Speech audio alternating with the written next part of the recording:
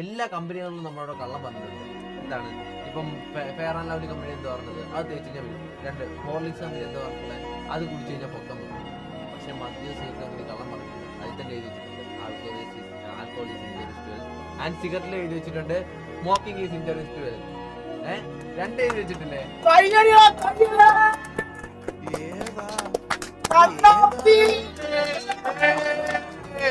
അടിക്കണ കൈയടിക്കണ എന്റെ മോനെ. ബാക്കി എല്ലാ കമ്പനികളും ഇവർ കള്ളം പറഞ്ഞിട്ടുണ്ടാ. കള്ളം പറഞ്ഞില്ല, സത്യം പോലെ പറഞ്ഞു. ചത്ത് പോടാ ഇത് വലിച്ച